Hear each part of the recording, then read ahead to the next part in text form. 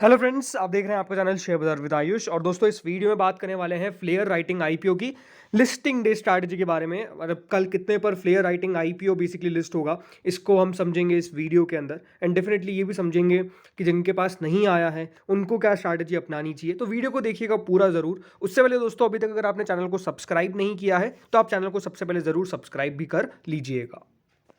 सो friends, Flair Writing IPO एकमात्र ऐसा IPO जो आपको कल लिस्ट होता हुआ देखने को मिलेगा, क्योंकि खुला तो ये भी 22 तारीख को था और 24 को ही बंद हुआ, लेकिन ये अकेला आईपीओ जो 1 दिसंबर को आपको लिस्ट होता हुआ देखने को मिलेगा। सो सबसे पहले तो जिनको भी आईपीओ मिला है, सबसे पहले आप सबको वेरी वेरी कॉन्ग्रेचुलेशन, बिकॉज एक अच्छा आईपीओ मिला है, ये तो आपको मैं साफ साफ कह ही सकता हूँ। बाकी सबसे पहली बात, अगर आपको दोस्तों आईपीओ आया है तो 304 रुपये के हिसाब से आपको एक शेयर मिलेगा। कुल मिला के कितने शेयर आपके पास 49 शेयर आपको मिलते हुए देखने को मिले इन ए सिंगल लॉट।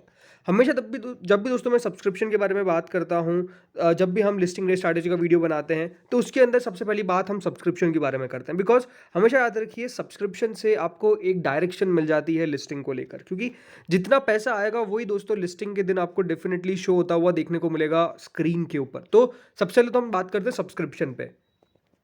और सब्सक्रिप्शन में भी सबसे बड़ी जो नज़र रहती है वो रहती है क्यूआईबीज पे। क्यूआईबीज ने 122 गुना दोस्तों इस इशू को सब्सक्राइब किया है, यानी ऑलमोस्ट 14,471 करोड़ रुपीस क्यूआईबीज की तरफ से लगाए गए इस इशू के अंदर। मतलब अगर आप डिमांड को देखेंगे तो no doubt extraordinary demand थी इस आईपीओ को लेकर भी।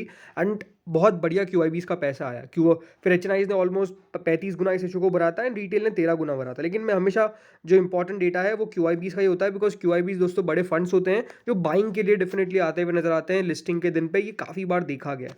तो 122 गुना दोस्तों क्यूआईबीज ने भरा। इसका मतलब ये जरूर है कि क्यूआईबीज काफ़ी इंटरेस्टेड थे इस आईपीओ के अंदर, इस कंपनी के अंदर।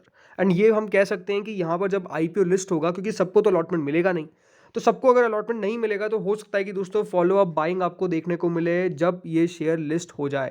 राइट, जब ये आईपीओ जैसे लिस्ट हो जाएगा हो सकता है कि आपको फॉलो अप बाइंग देखने को मिल सकती है फ्लेयर के अंदर। ये साफ साफ इंडिकेशन हम कह सकते हैं मिलता हुआ नजर आया है फ्रॉम द क्यूआईबीज। ठीक है, अब समझते हैं ग्रे मार्केट क्या इंडिकेशन दे रही है। ग्रे मार्केट दोस्तों, नया जो अपडेट है मेरे पास उसके हिसाब से 136 रुपीज़ पे पहुंच गई है।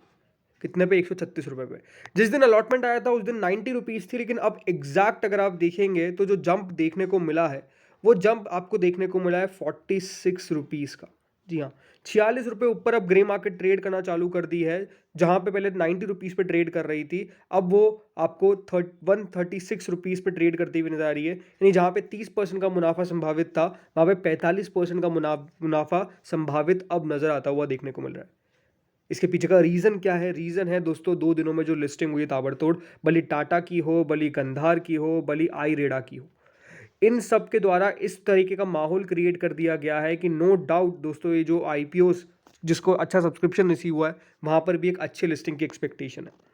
यानी अगर मैं ग्रे मार्केट के हिसाब से चलता हूँ, मुनाफे की अगर बात करता हूँ, यानी ग्रे मार्केट के हिसाब से जिसको भी आईपीओ मिला है उसको 6,664 रुपये प्रति लॉट का मुनाफा होता हुआ नजर आएगा।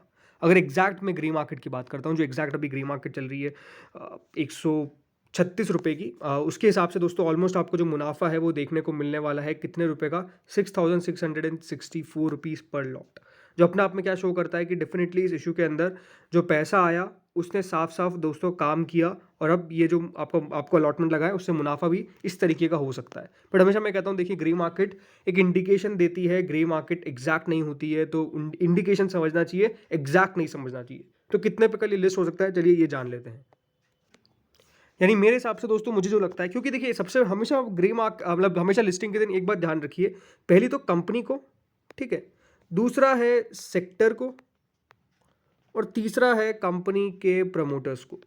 ठीक है, 3 चीज़ें हैं जिसको आपको ध्यान रखना है। देखिए, कंपनी के अगर बारे में बात करता हूँ फ्लेयर के, तो undoubtedly one of the most popular brand है इंडिया के अंदर जो पेन के अंदर आता है। इनके जो पेन के मतलब जो फ्लेयर के खुद के ब्रांड्स है वो भी अपने आप में आपको काफ़ी ज़्यादा फेमस देखने को मिलेंगे, जिसमें पेरिकार्डिन एक बहुत ही फेमस ब्रांड है। दूसरी बात, जो मिड साइज़ के ये पेन बनाते हैं वो काफ़ी ज़्यादा बिकते हैं। जो सबसे लोएस्ट रेंज आती है वो भी अपने आप में उसकी भी काफ़ी डिमांड देखने को मिलती है, वो भी काफ़ी ज़्यादा बिकते हैं। तो एक बात तो क्या है कि कंपनी बहुत ही बढ़िया है, इसको एक हम लेकर चल सकते हैं as a very plus point.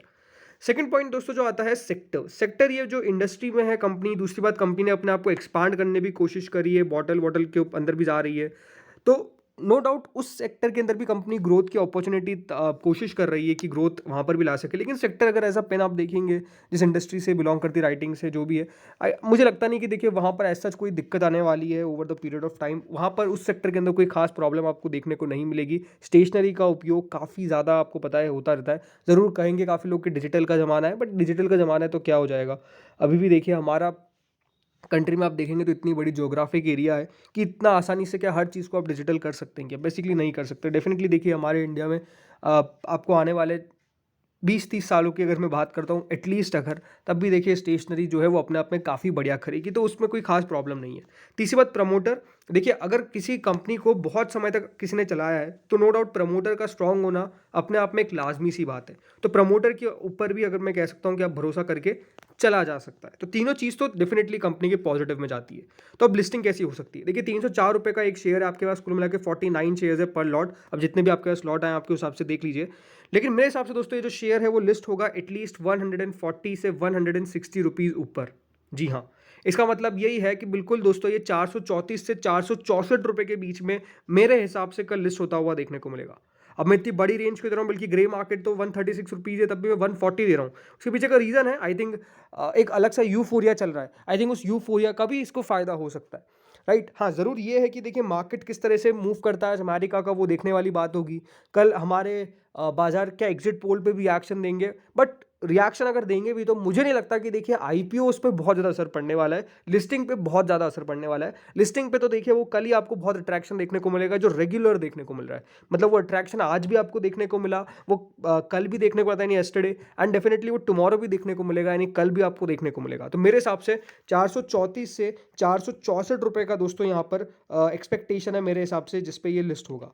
49 shares आपके पास, इसका मतलब अगर आप मुनाफा देखेंगे, जो मेरा एक्सपेक्टेशन है मुनाफा का वो ये है कि आपको दोस्तों ऑलमोस्ट 6860 रुपीज़ का फ़ायदा हो सकता है ऑन अ लोअर रेंज मेरे हिसाब से, एंड डेफिनेटली 160 रुपीज़ का आपको फ़ायदा होगा पर लॉट अगर, तो उसमें 7,840 रुपये के आसपास बैठता है।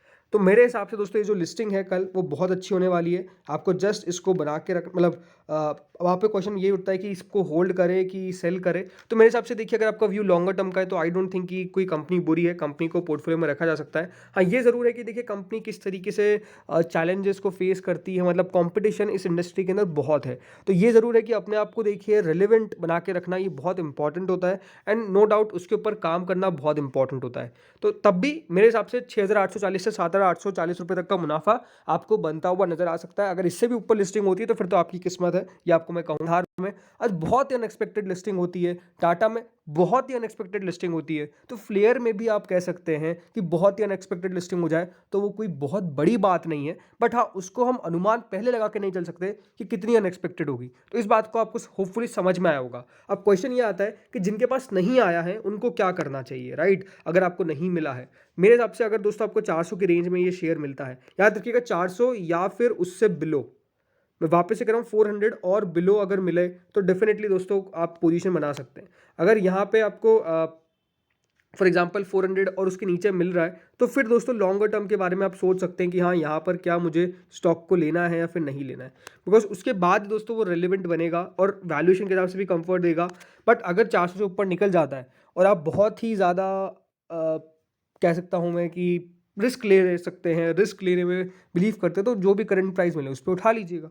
फिर उसके बाद आपको देखना है कि आपको क्या, आपको अपना स्टॉप लॉस बना के रखना है। मेरे हिसाब से देखिए लिस्टिंग के बाद होता क्या ना आजकल, वो हो क्या रहा है कि लगातार शेयर बढ़ते जाते हैं।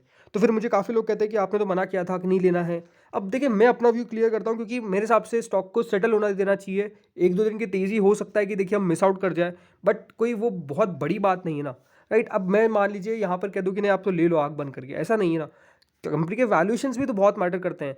तो वैल्यूएशंस मेरे हिसाब से जब इम्पॉर्टेंट है, दूसरी बात जब आपको आईपीओ नहीं मिला है तो फिर इतना जल्दी उस पे कूदम क्यों, मतलब भागना क्यों है उस स्टॉक को लेने के लिए, कूदना क्यों है उस स्टॉक को लेने के लिए, मुझे ये कभी समझ नहीं आता है। काफ़ी लोगों को लगता है कि अरे ले लेते तो क्या होता। अब देखिए वो क्या होता नहीं होता वो फ्यूचर टेंस, राइट? तो हम फ्यूचर में तो जी नहीं सकते, हम तो प्रेजेंट की बात कर सकते हैं। तो मेरे हिसाब से वही है कि उसके बाद हो सकता है कि स्टॉक पे प्रॉफिट बुकिंग आ जाए तेज़ी से, फिर क्या करेंगे अगर जिसने वो लेवल्स पे ले लिया, फिर आप भी बोलेंगे कि आपने बोला था कि ले लो लेकिन वो तो नीचे गिर गया। तो मेरा इसलिए मानना रहता है कि स्टॉक को एक बार सेटल होने दीजिए। उसके बाद एक बार चाहे तो 1-2 महीने वेट करिए, कंपनी के नंबर्स देखिए, किस तरीके की कंपनी की फाइनेंशियल परफॉर्मेंस है, एंड देन डेफिनिटली दोस्तों अगर लेना है तो लॉन्गर टर्म के लिए लेना है। मैं शॉर्ट टर्म में ज़्यादा वैसे बिलीव भी नहीं करता हूँ। मेरा मानना है कि जब तक आप 2-3 साल स्टॉक को रख नहीं सकते, तब तक आपको रियल वैल्यू पता नहीं चलेगी। तो मेरे हिसाब से वो इंपॉर्टेंट है। होपफुली आपको समझ में आया होगा। आपकी एक्सपेक्टेशन क्या है लिस्टिंग की, मुझे कमेंट सेक्शन में ज़रूर बताइएगा। इस वीडियो में इतना ही था। Thank you friends for watching this video.